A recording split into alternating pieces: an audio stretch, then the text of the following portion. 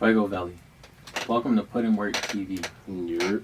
We've enjoyed watching your journey and growth as an artist in the New England music scene and really want to hear more about your story. Our focus is allowing our guests to tell their stories front and center without judgment or opinion. Let's dive in. Thank y'all for having me, for real. So how did it all begin? It began when I was 6, and my mom gave me a pair of drumsticks, but I didn't have drums. So I would beat on my bunk bed, and that's how I started with music, for real. So you're 6 years old, your mom gives you drumsticks, you're in a bunk bed.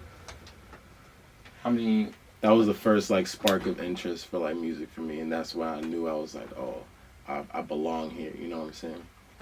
I'm really interested in about where you grew up and how you grew up. So, where are you from? Tell me about your family.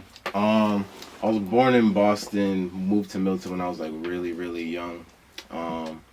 And out in Milton, it's really, really polarizing because there's it's predominantly white, but there's a lot of diversity under the surface that motherfuckers don't see, and there's a lot of nuances that motherfuckers don't see, and it's there's motherfuckers in the suburbs that are broke too on fucking welfare and food stamps too.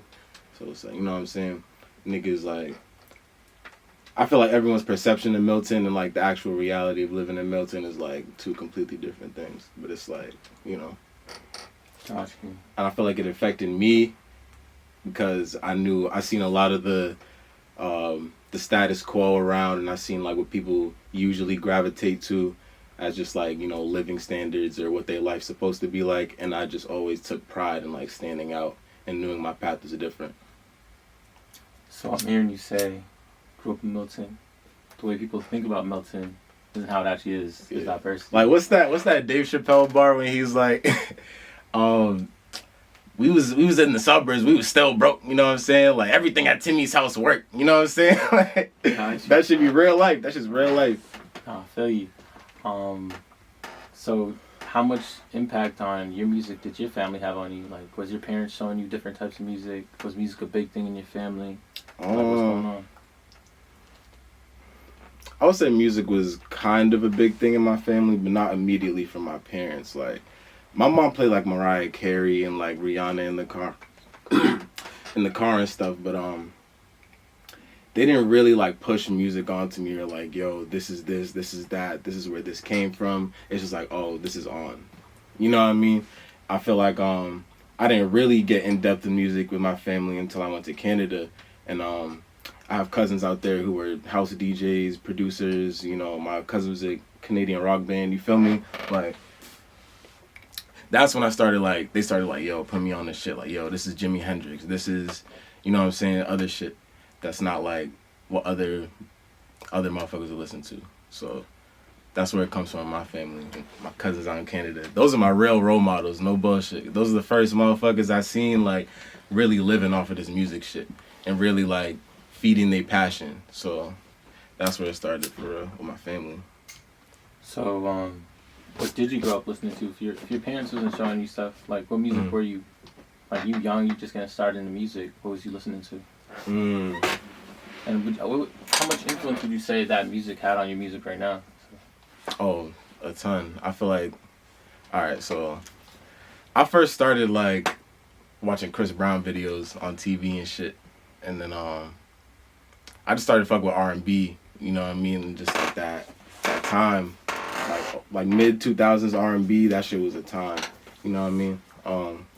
I also had an older brother. He put me onto a lot of music and shit. He showed me Drake before he blew up. He showed me Wale, Kendrick Lamar before they all blew up type shit. So I was yo, this is a different side of music that I didn't really get to understand yet. That introspective rap, introspective over party songs type shit. You know what I mean? That pull up, drink, headshot. You know what I'm saying? Shit like that. Yeah, my brother showed me a lot of shit. Just Thank Me Later by Drake. He showed me fucking No Ceilings by Lil Wayne, Graduation by Kanye West. And so those are the shit that was early building blocks and what I was listening to and my influence in music. And I still listen to all that shit to this day. So it's so I can still have that pure feeling, you know what I'm saying, and remember what it was when it first came on, when I first got that You know what I'm saying? When I first heard that bar or that swear that I didn't know what it meant. You know what I mean? Like Yeah. just to get that feeling, and that's key. I feel like, especially when it comes to your influences, you gotta like know why you're influenced by them and know like how it resonates with you and your identity. So, Yeah. so would you say like, can you see, like, do you wear your influences on your sleeve, and like, can you see that in your music hella, or? Oh, hell yeah. Early on the beginning, like for sure. Yeah. And I could say like sometimes now, but I'm really at a point where I just really have my own sound now that it's like my influences are like the accent or the compliment where it's like not the main chorus, you know what I mean? Motherfuckers hear it, but they don't like, you know what I'm saying? They can't really point it out, like, you know what I'm saying? Yeah. So like, not to like put your music in a box or put like a crazy label on it, but like, what would you say your music sounds like? Um, I'll say 3 words. Introspective but light. I try to talk about surface level shit in a deeper way, or like general topics in a deeper way that motherfuckers haven't like really gotten to understand yet or really gotten to hear about. Um, I'm just giving my perspective too on just like Okay. Like we got relative bases covered, so let's hop back into the question of what motivates you.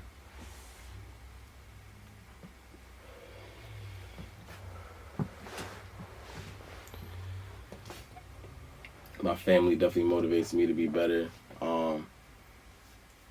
I feel like I motivate myself. And by that I mean like not just like on some ego shit, but like just seeing like progress and how like niggas have, you know, I've been doing this for a certain amount of time, and like people along the way I've inspired, like it or not, I've inspired them, and like that's really what I do it for. Like I'm not really chasing fame or nothing, you feel me? Like I really do this to inspire people. So that's what motivates me. Got you. So, like you said, you've been creating for some time now. You know, your mom put the drumsticks in your hand at 6 years old. So, what is your process of creating like? And like, what did you learn most from your process of creation? Man, my process of creating is very like um, it has a structure, but it's very like it's free in the structure, if that makes sense. Like the structure makes it free. You know what I mean? Like I would start with the melody, and then the melody would lead me to the drums. You know what I'm saying? Like making a beat, I'll always start with the melody, or like sometimes I'll start with the drums, but melody's mainly where I start. You know, so I feel like my process is just breaking the sound down as much as I can, and then building it up towards the end. And like, where did I hear you on making the beat, like the melody, the drums? How about writing? But writing it all just like it comes from the heart. Like it either comes from the heart or it comes from the mind, and so I don't really try to force whatever comes out. So I also feel like my creation comes from like just the source inside of me, you know what I'm saying? It's not just all external things. I'm really just digging deep and finding what's real, and like peeling back layers of myself, and just throughout that it's giving me like a different perspective on writing and producing as well. Okay. So how did the music alter or impact your life?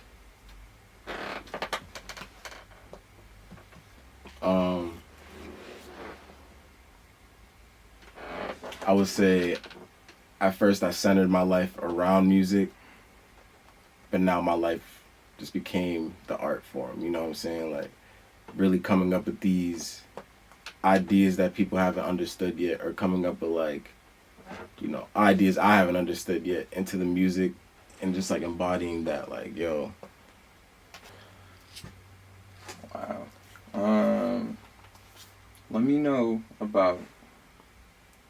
So, what are some things like you've been doing music a long time, like you said, since you were 6. You've been on this planet for at least 2 decades.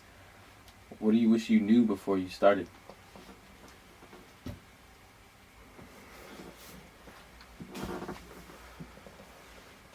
That's the thing. Like, there was a lot I wish I knew, but like, it's all like in the process. Like I said, like I'm just a process based person, and I'm like, I would like the experience of fucking up and then trying again later and like doing better later. So I mean, I really don't want to say anything too like specific, but one thing I wish I did when I first started was being more consistent with expanding myself rather than just, you know, staying in the same place. Gotcha. And so how do you feel like you stayed in the same place and that you could have expanded more?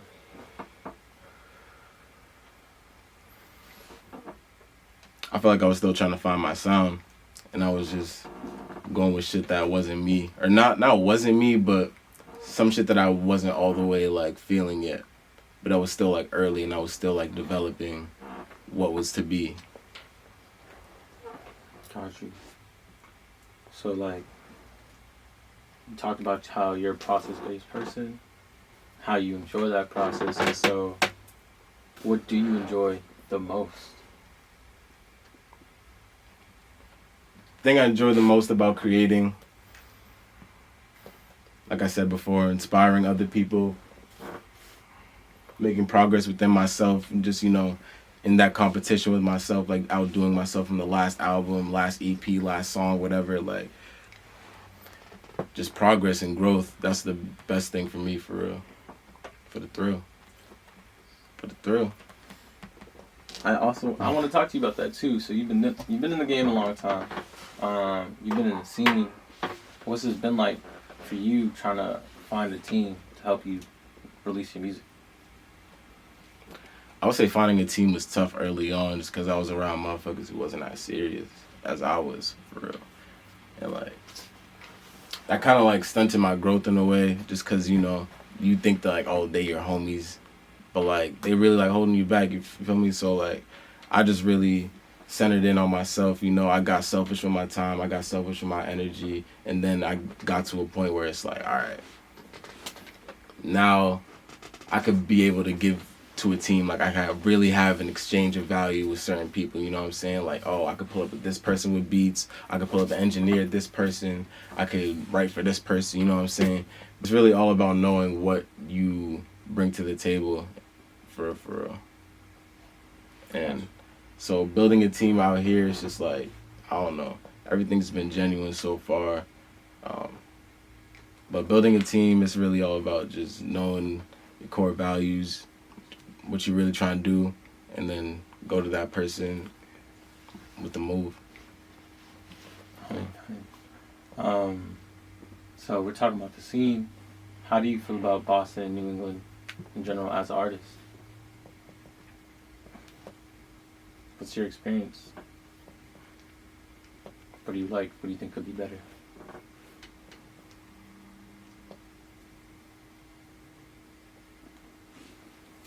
I feel like the Boston scene is mad talented. I feel like there's mad motherfuckers here who's ready to just, you know, blow up tomorrow, for real. But I feel like the structure that we have and just like, you know, Boston about sports and business and that's it, you know what I mean? Like, we don't care, like, niggas don't care about the arts over here. So I feel like if we just create a bigger culture of just, you know, motherfuckers coming together and really like making waves, which is happening, you know what I'm saying? Like, the last 2 years has been going crazy. Like, I feel like the scene right now, all it needs is just that spark plug. And motherfuckers have the, you know, have the whole scene on lock. Like, everyone's gonna know. We're gonna become like a hub, you know what I mean? At a certain point.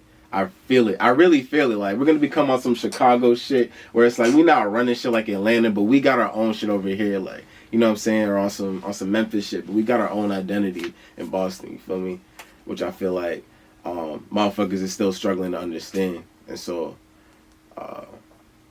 once we find that out and we figure out what makes Boston Boston and that spark plug comes through, like, it's over. Very much so, embodying the process that you be talking about. You know what I'm saying? Like, letting that evolution happen. So speaking of which, having the city on lock, you know, you got a couple products out. You just dropped Don't Try This at Home. Yes, you got sir. Free. Reloaded. Mm-hmm. You got Warm Winners. You know what I'm saying? Talk to me about your music. You know what I'm saying? Like, what do those projects mean to you? How do you feel about them? What was it like? You're asking me all of them at once? Whatever you would like to highlight. You know what I'm saying? We could definitely do the last two. Don't Try This at Home and Free. Reloaded. You have to be more specific with the questions about the music. Okay. Yeah. Okay, so Free Reloaded is your first, not your, I would say it's your first individual project, like if there's a freshman project, it would be Free. And then there's Free Reloaded, which is like the deluxe. But just in general, like, what did that project mean to you? Where were you in life? That project, I really thought of it when I came out of high school. I'm like, yo, I really have more control of like my time now. I have more control of my energy now. I know where I'm headed with this music shit. And so I just wanted to really, use that project as Free was really all about like me just I didn't really have a project since like 2016 at that point, and I dropped shit on SoundCloud type shit. Up until that point, I was like at a I don't want to say like a creative stuck point, but I was really like, I hit a wall at a certain point, and I was just like,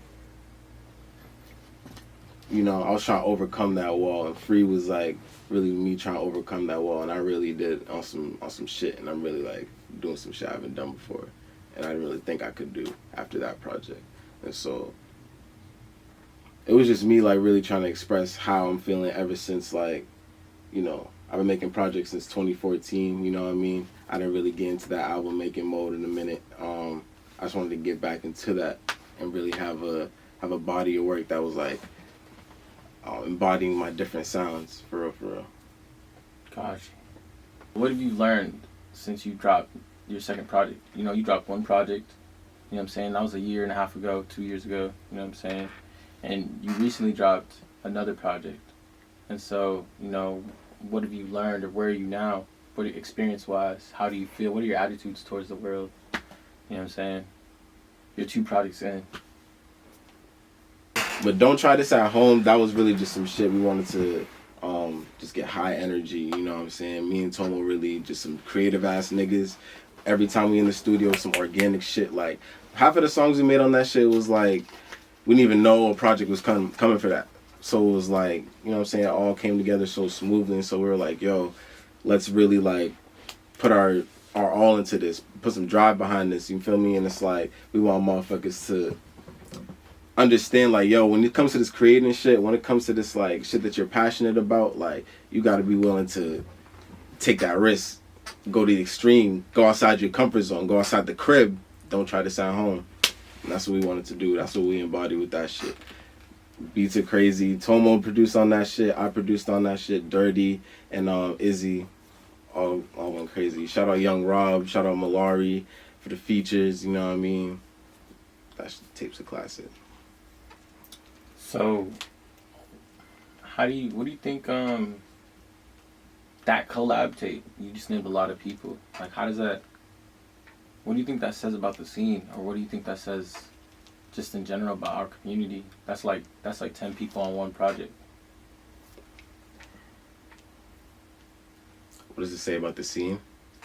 Yeah, or like, what do you take away from it? How do you feel about that? There's 10 people on your project. I feel like that's what we supposed to do. What the fuck, nigga? We supposed to get cooks in the kitchen, you know what I mean? Just make some gumbo, you know what I mean? We really gotta have different minds in this shit. Like, bro, I was recording by myself for like 3 years straight, bro. I wasn't like going anywhere with that, bro. You feel me? Like, but I really had the drive to just do that shit. But like, niggas coming together and just like, yo, I can help out here. Yo, I got this beat. Yo, Izzy came through from Canada with the fucking melodies on that shit, bro. You feel me? Like, that's what it's all about, bro. Like, that's what music's all about. Like, bringing people together and just creating. And that's the goal. Hey. The goal. That's what we're supposed to do. So I feel like.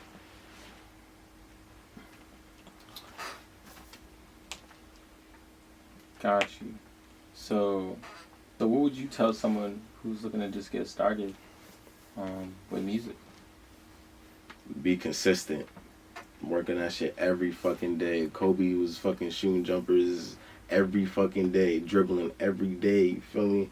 Really have to just work at this shit every day. Like freestyle whenever you can, write whenever you can. You know, also expand on what you already know. Like go outside of what you already know. You know what I'm saying? Like try listening to other shit and bringing that back to what you already know. And like, yo, this is what I can bring. You know what I'm saying? This is what I really fuck with, and this is how I could change this. You know what I'm saying? Don't just sound like A Boogie. Like don't just sound like the next nigga. I'm just like, I'm not A Boogie specifically, but you know what I'm saying? Like don't just sound like the next nigga. Like try to bring something to what you actually want to do, like new, and shift that shit. And that's what it's really all about. 100,000. So, you know, what's been the hardest thing? Hardest thing in your career so far, in your journey? Shit. I would say, I don't know, because I look at the hardest things as like the best things. Like, I don't know, like the hardest things really change you and like make you able to take on the next hardest thing. So I'm like, damn, what was really the hardest thing? What was really the worst part of this, like, so far? I'll probably say just like being financially stable at this point, especially with just, you know, stacking up in Boston. It's like a different, you gotta have like a scam, side hustle, a job just to be broke. I'm like, all right. So just trying to maintain that. I'm like really just trying to maintain. I think that's the hardest part, just maintaining mentally, internally, financially, you know what I'm saying? But it's also the most rewarding because you know how to maintain going forward. So, in your music, you talk a lot about elevation, expansion, you know, pushing past, you know, struggles, you know, like, not where do you think all that comes from? But more importantly, like, why is all that important to you? Those are important to me because I feel like it's all about inspiring the next and bringing the next people in to like really shift this shit. You know what I'm saying? And I'm really just starting off type shit, and I'm not really like on a grand scale inspiring mad motherfuckers. But it's really on some shit where we in Boston, we're trying to like, you know, we're trying to get up out this hole that we're in. You know what I'm saying? So that's how niggas can really elevate, and that's how niggas can really eat. Got you. Another thing that you talk about a lot in your music is love. Mm-hmm. So how do you feel about love? What's been your experience? Love is like a double-edged sword, man. It's a double-edged sword, bro. Like, you can learn a lot from it. You can get hurt a lot from it. But, like, ultimately, that shit is, like, the basis of why we're here. We're supposed to love each other, you know what I mean? I feel like we don't show that enough in Boston or just in the world. No bullshit. So I really like talking about love because it gives people, you know, more of a perspective on love. Like, they don't know what I'm thinking about when it comes to love until it comes to my music. You know what I mean? So, and people like really understand that and soak that in. So I feel like love is important. And it's also about like just growing with that next person. Like, love is about growing with someone. Like, it's really not like you can't do anything else. You can't do anything else if you're not growing with that person. Bullshit. Got you. What would you say is the next stage of evolution and elevation for Fuego Valley? I'm gonna just say I'm gonna get a lot more funky. I'm gonna try a lot more different shit. I'm gonna definitely like just build on the sound I already have, but I have more influences, like,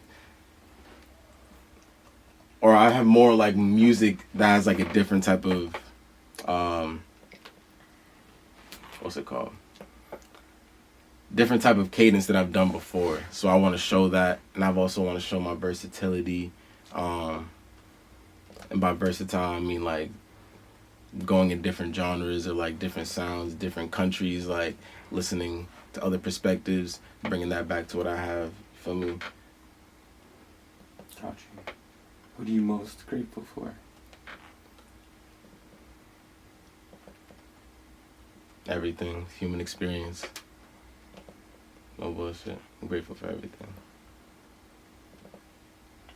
Word. Any last words for the people? For Put in Work TV? Don't try this at home. Out now, all streaming platforms.